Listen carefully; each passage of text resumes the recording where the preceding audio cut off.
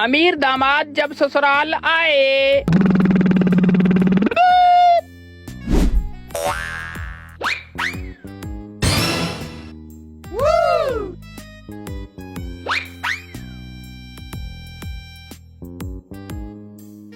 अब्बू अब्बू उठो, बहनोई आया हुआ है।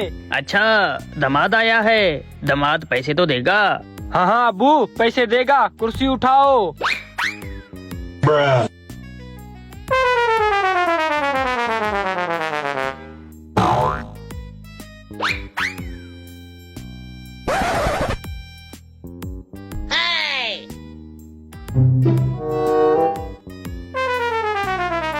चलो चलो बेटा, दामाद को ले चलो।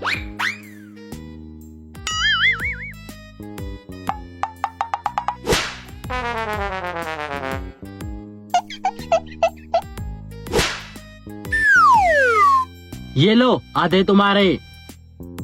इतने सारे पैसे? ये आधे पैसे तुम्हारे। हैं? इतने सारे पैसे? जाओ बेटा, पानी लेकर आओ, दामाद जी के पैर धुलाने हैं। जी जी हाँ अब्बू, अभी पानी लेकर आया।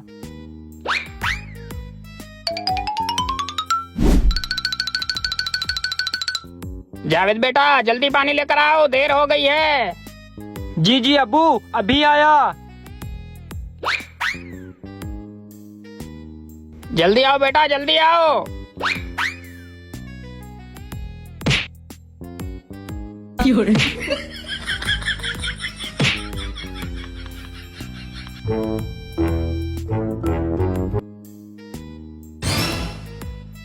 इसके पैरों में तो इतना मैल है, लगता है 2 महीने से नहाया ही नहीं है। हाँ अब्बा, मुझे भी ऐसा ही लग रहा है।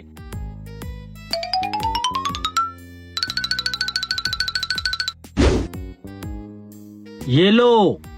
हैं? फिर से पैसे दे रहा है। तुम भी लो। दिल तो कर रहा है दामाद जी का माथा चूम लूं।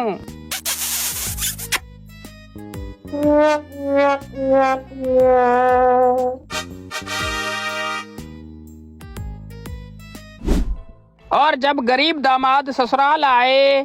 पेट्रोल भी बहुत महंगा हो गया है, टायर भी पंचर हो गया है और इसको रोज रोज मायके जाना है।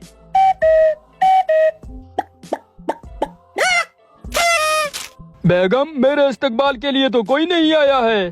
कोई बात नहीं जाना, तुम चलो।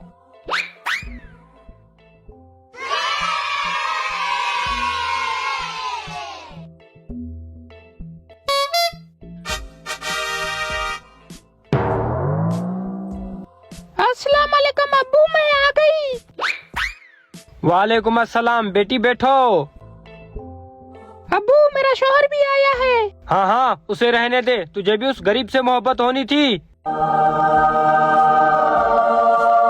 अब्बू, ऐसा तो ना बोले, वो मेरा शौहर है। नहीं नहीं बेटी, उसे बाहर बैठा रहने दो, वो गरीब है। तुम जाओ अपनी अम्मी से मिलकर आओ, उसके कमरे में एसी चल रहा है। जाओ वहाँ बैठ के सुकून से अपनी अम्मी से मिलो। जी अब्बू, मैं जाकर अम्मी से मिलती हूँ।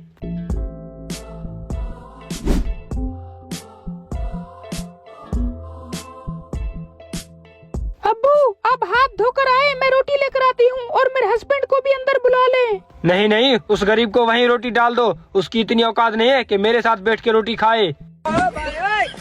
इन लोगों ने तो मुझे नौकर समझ कर रखा है, गरीब की यहाँ पर कोई इज्जत ही नहीं है।